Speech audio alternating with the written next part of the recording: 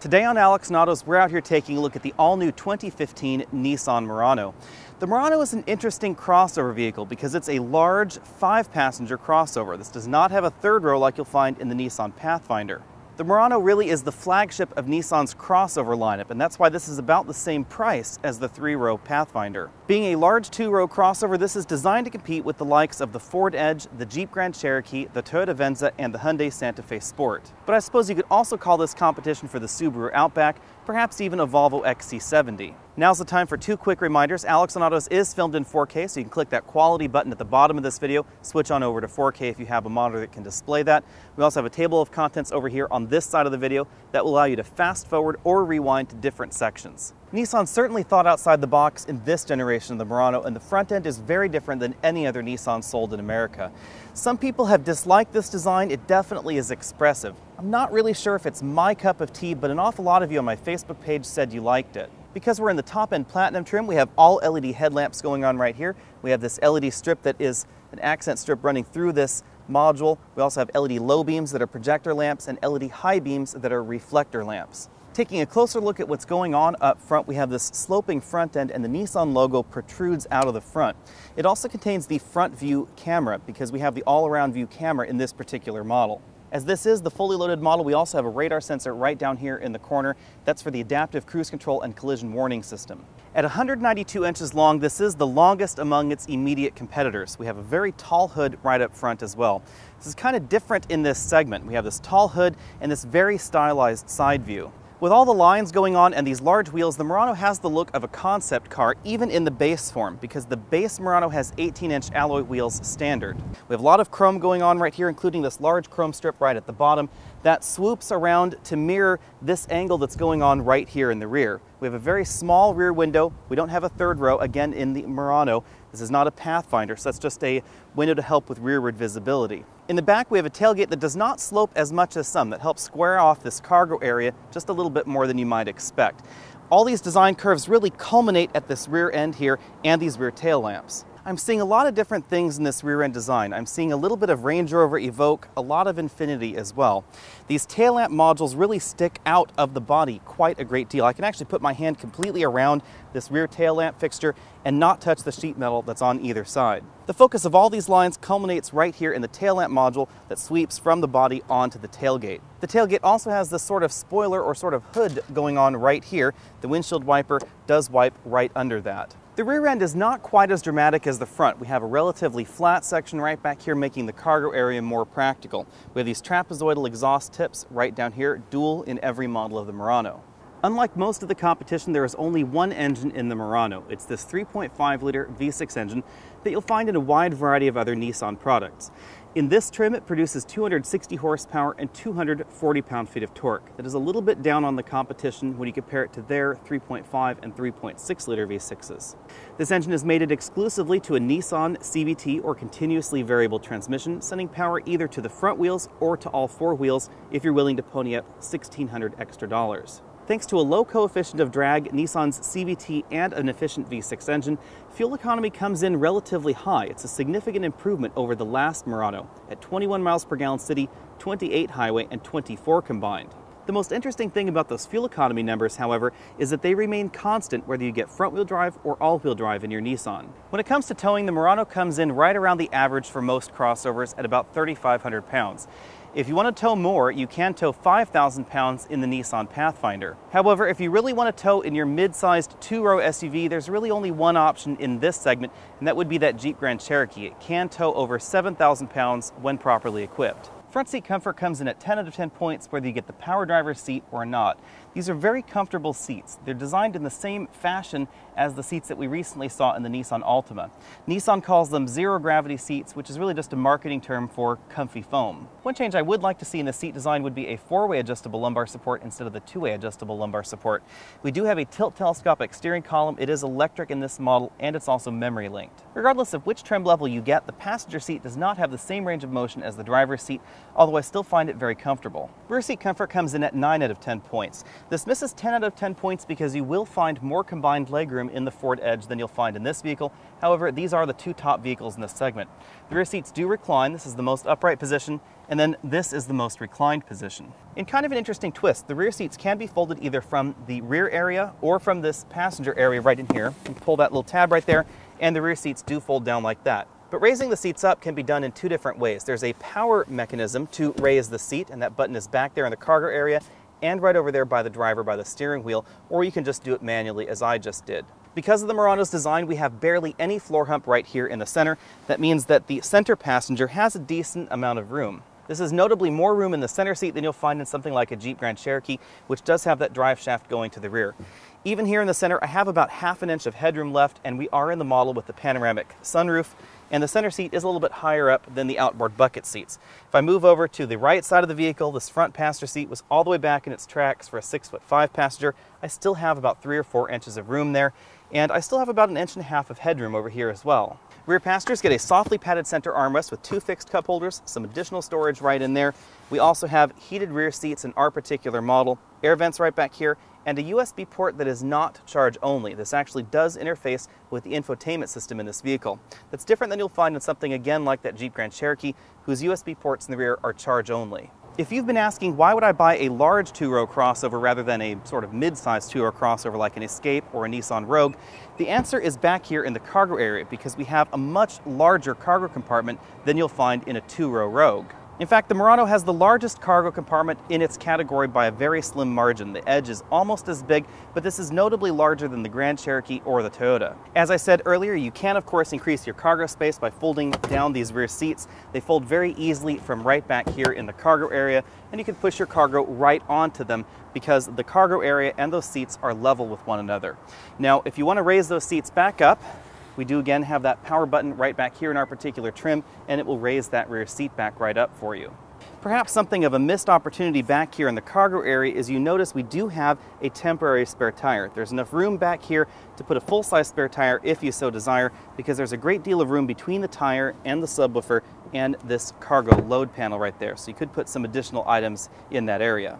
Taller people may appreciate the rear tailgate hatch because you can fit under it at 6 feet tall just barely. That's not something you can do in a wide variety of crossovers. We also have an electrically operating tailgate hatch right over there. Again, that is optional.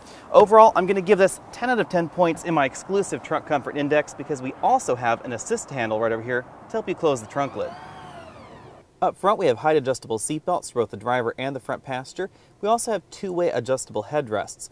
Our particular model has the leather upholstery. Leather is not standard in the Murano, but the SL and above do get it. Our model is equipped with the optional panoramic sunroof. It goes all the way from the front seats all the way back there to just about the headrests above the rear seats. The leather on these seats is perforated because the front seats in our particular model are both heated and cooled. Moving over to the front doors, we have this highly stylized trim right there. It's sort of a cross between bamboo, possibly brushed metal, possibly faux wood.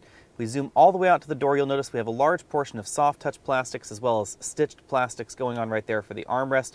And then lower in the door panel, we do have hard touch plastics, a speaker grill, as well as a bottle holder. That highly stylized trim continues onto the dashboard in this strip that runs all the way across the dashboard right there, sort of at a mid-level between the dashboard and the windshield, and then merges right here into the center air vents. This center cluster is reminiscent of both the Nissan Altima as well as perhaps the Nissan Juke. On the passenger side, we have a large and deep glove box that was very easily able to fit iPads and other tablet computers inside. Moving over to the dashboard, we have a center channel speaker right up there because we do have the optional Bose sound system. And then we have this new touchscreen infotainment system, which we haven't seen before. This new system combines a fixed optical disc player, some fixed buttons on the side, direct access menu button, map button, audio button, etc., with a large color touchscreen. This system features Nissan Connect app integration, and it's much easier to use than the previous generation of Nissan system that was also shared with the Infiniti product line. If you want to know more about this infotainment system, go ahead and click that link at the bottom of this video, and you'll be taken on over to our dedicated infotainment review. Below that infotainment screen, we have our dual zone climate control system, engine start stop button for our keyless go, heated and cooled seat controls, and a 12-volt power outlet right over there. Continuing down, we have a traditional console shifter all the way down for drive, over to the left for the manual mode, up for up, and down for down. To the right, we have 2 large cup holders that can easily accommodate these large takeout drinks. Behind the cup holders, we have a small storage cubby with a USB input and an auxiliary input. However, this storage cubby is just a little bit too small to store things like my iPhone 6 right in there. The lid won't quite close. The center armrest continues this very stylized design language with that same sort of trim running right here between two softly padded portions. I can open this up and you will find a very large and very deep storage compartment right in there. I have a whole bunch of different stuff jammed inside. I was able to fit a gallon of milk and a box of cereal right inside. In amongst all the things I have stashed inside, we do have a 12-volt power port, but we do not have a USB input inside the center console. You will find an additional USB input, however, on the back of the center console for the rear passengers.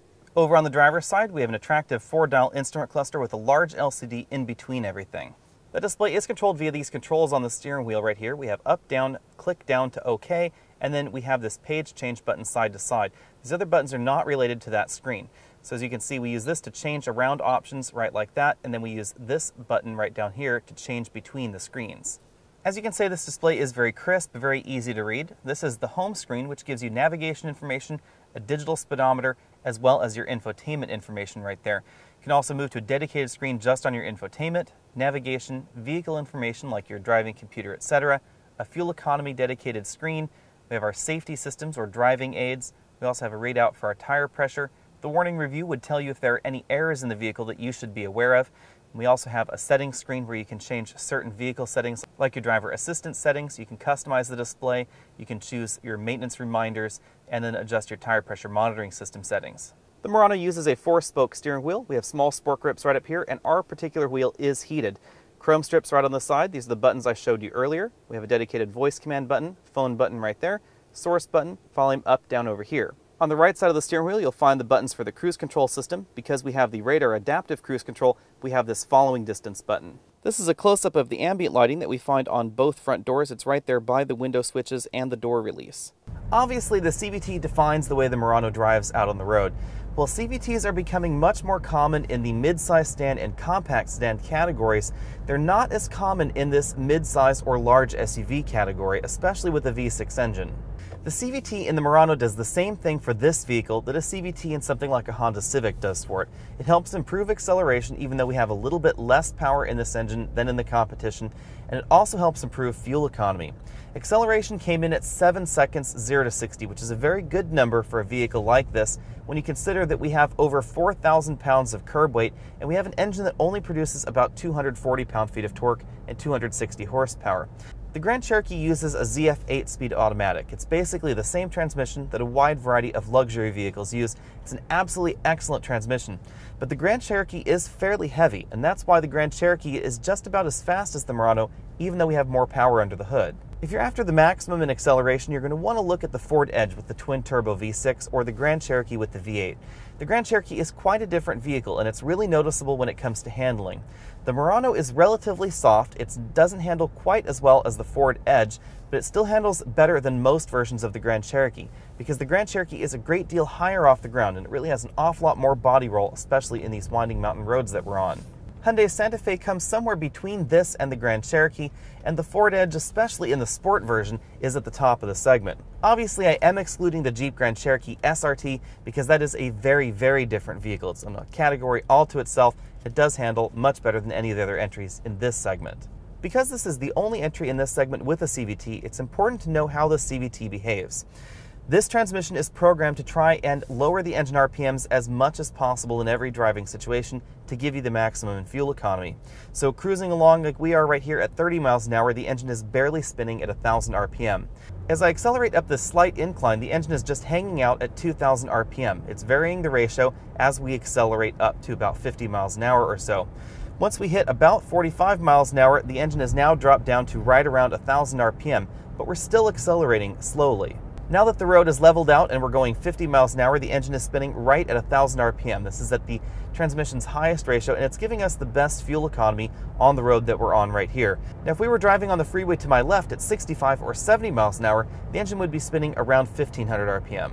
If I let my foot off the gas pedal, the transmission will actually downshift slightly to give me more engine braking. Also, if I were going downhill, this transmission would automatically downshift to give more engine braking, but it does so very smoothly. Now, some people dislike the way CVTs tend to keep the engine at a particular RPM, but it is more efficient, so you really have to decide whether you like the feel or you don't like the feel. When it comes to fuel economy, I have been averaging 23.6 miles per gallon in this front-wheel drive Murano. That's a very good number considering this is a fairly heavy SUV. This is better than the fuel economy numbers I got in the same commute in the Ford Edge with the 2-liter turbocharged engine, in the rear-wheel drive Grand Cherokee with the V6 gasoline engine, or in the Toyota Venza. The base version of the Hyundai Santa Fe Sport does get a slightly better fuel economy rating, however it has considerably less power than this. Cabin noise comes in at 8 out of 10 points. I scored 70 decibels in this vehicle at 50 miles an hour, which is a reasonably quiet score. The Murano is fairly heavy and we don't have as wide of tires as you'll find in some of the competition. That does affect both the handling and the braking scores. I'm going to give this 7 out of 10 points when it comes to braking. Fade resistance is very good, but stopping distances are longer than I like. I noticed that even though the Grand Cherokee is heavier, it stops shorter because it does get wider tires. The same thing goes for the handling. This slots somewhere between the Ford Edge and the Hyundai Santa Fe Sport in terms of handling. The Ford Edge, especially in that Sport version, handles much better than this, but the average version of the Ford Edge does handle a little bit better than the Murano. A lot of that does come down to the weight yet again, but also to the tire choice because these are narrower tires than you'll find in most of the versions of the Ford Edge. When it comes to electronic driving gadgets, we do get the adaptive radar-based cruise control system that we also find in certain Infiniti models, but it doesn't have the same kind of functionality as we do get in those Infiniti models. They've stripped down some of the features a little bit. Now this is basically the same kind of functionality you get in the rest of the competition, so we do go to a complete stop in this system, but it won't hold you at a stop, so it will just take you to a stop, and then after a short while it will then release the brake pedal and tell you have to take over. Missing from this system that you will find in something like the Infiniti QX60 would be the lane keep assistance system, the ability for the system to take you to a complete stop when the radar cruise control system was not activated. That's part of their additional safety systems. You engage them and then it's sort of an automatic brake pedal, if you will. We also, interestingly enough, don't get lane departure warning, but we do have a few other electronic features like the blind spot warning system. As with most vehicles in Nissan's lineup, pricing is fairly easy to understand. There are several fixed trim levels and there are relatively few options for those trim levels. Pricing starts out just under $30,000 for the S model, which comes very well equipped with standard 2-zone climate control, the V6 engine, Bluetooth, and those 18-inch wheels. That's different from a number of the other vehicles out there because something like a Hyundai Santa Fe Sport has a 2.4-liter 4-cylinder engine standard, not a V6. For $36,620, you can step up to the SV model, which gives you standard factory navigation and a few other features like a power driver's seat. I think the SL model is my favorite model and probably the best value in the Murano lineup. At $36,950, you get the excellent Bose sound system on the inside, leather seats, and a bunch of other luxury features that you don't normally get in the competition at that price point. Perhaps my favorite of those features is the Nissan all-around camera system that you see in a wide variety of Nissan and Infiniti models. It is one of the best systems out there. It has 4 cameras all around the vehicle and it gives you a bird's eye view that really makes parking, especially parallel parking, an awful lot easier. If you want the fully loaded model, the Platinum starts at $39,000. It gives you the 20-inch wheels, standard LED headlamps, heated steering wheel, as well as cooled seats up front. The price on the Murano equipped as I would take it would be $40,095. That would be the SL model with the cashmere interior and the technology package, which gives you the radar cruise control system, as well as the panoramic moonroof and the collision warning system. As tested, this Platinum model rang in at $42,145, and it will top out at $43,745 if you add the all-wheel drive system. All-wheel drive is available on every trim level of the Murano for $1,600. Competition for the Murano is limited and it can also be a little bit tricky because the Murano is the flagship crossover, possibly the flagship for the entire brand in the United States, if you exclude the GTR, of course. That's not the same position that the Edge, the Venza, or the Santa Fe Sport are in. I think that definitely shows in the design of the Murano inside and out. The Murano is definitely thinking further outside the box than those other entries. Ford's Edge starts at $28,100 and ends up at about $44,000 if you fully load it. I'm not talking about the Edge Sport because that's kind of a different themed vehicle than this. The styling on the Edge isn't as exciting, and in terms of value, they're relatively close to one another. Ford does offer 2 different engine choices in that Edge. They have a 2-liter turbocharged engine and a 3.5-liter V6. Of course, again, if you do get that Edge Sport, you can get their twin-turbo 2.7-liter V6, but that's in kind of a different category than this. Both vehicles offer features that you don't find in the other vehicle. The infotainment and navigation system in this vehicle is a little bit easier to use than Ford's My Ford Touch system, but we don't get the active park assist system. We do, however, get the all-around camera system, and you can't get that in the Ford. Toyota's Venza starts just a little bit more expensive than that at $28,195, and it's the least fresh entry and my least favorite entry in this segment. The interior and the exterior of the Toyota feel awfully dated. The Venza is obviously the oldest entry in this segment, and it really shows. That said, however, Nissan's tire choice in the Murano means that the Venza, even though it is a little bit older, actually handles a little bit better in my tests. The same thing goes for most versions of the Ford Edge. Hyundai's Santa Fe Sport starts at $24,950, which makes it significantly less expensive than the Murano. It also tops out at $38,225, which is significantly less than the most expensive version of the Murano. Some things to keep in mind with the Santa Fe Sport is that we don't get a V6 engine in any version of the Santa Fe Sport. It's 4-cylinder only. You get a 2.4-liter naturally aspirated engine, or you can get a turbocharged 4-cylinder engine, so there's never going to be a V6 under the hood. The Santa Fe Sport is one of my favorite entries in this segment because it is an incredible value. $38,225 has their ultimate package with almost the same kind of options that we get in this vehicle. As usually happens when starting prices are so different, you'll find the interior of the Murano a much nicer place to spend your time. The plastics are softer in the interior, everything seems to be assembled with a little bit more care, a little bit more precision, and the design of the interior is definitely more luxurious. It is, however, more expensive.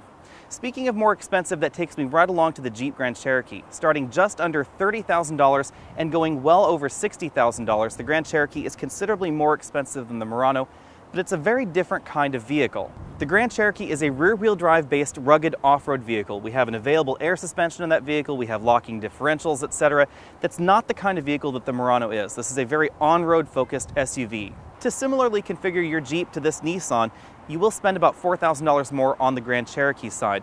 That's just because of the kind of vehicle that it is. It's a rear-wheel drive based vehicle with a more rugged, more expensive off-road capable system. We also have an available air suspension system that is standard on certain packages, so depending on how you're trying to compare it with the Murano, you may end up being forced to buy those options on the Jeep side. High-end trims of the Jeep Grand Cherokee take things to the next level with a stitched leather dashboard and stitched leather doors.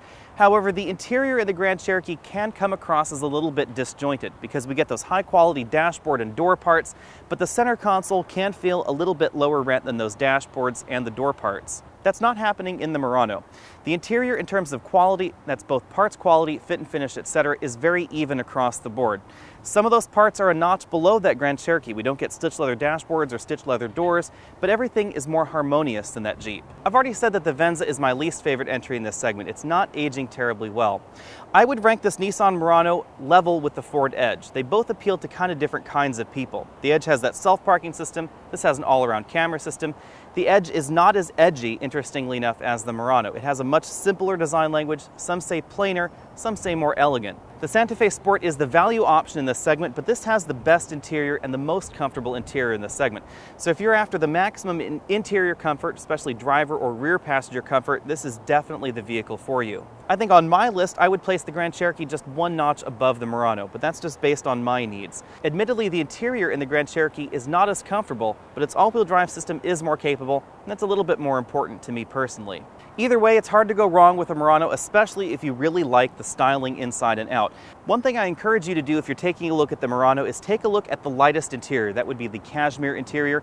The one we're taking a look at here is sort of a chocolatey brown leather with black bits interior. There's also an all-black interior, but that lighter colored interior is very unique in this segment. It looks an awful lot airier and an awful lot less oppressive than those black-on-black interiors that you find in the competition. With Nissan's lighter colored interior, it's not just the seats that get lighter, it's also the armrests, the doors, the dashboard, etc.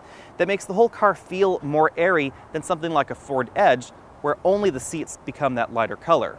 Admittedly, cleaning a lighter interior can be a pain, but I think that's a cross I'd be willing to bear. Thanks for taking the time to check out this video. Again, I'm Alex Dykes, and this has been the 2015 Nissan Murano.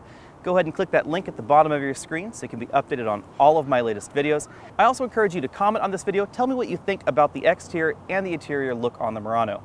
You can find me over at facebook.com/AlexNautos, over at Twitter as AlexNautos, and you can always email your questions to alex@alexnautos.com. I'll see you next week.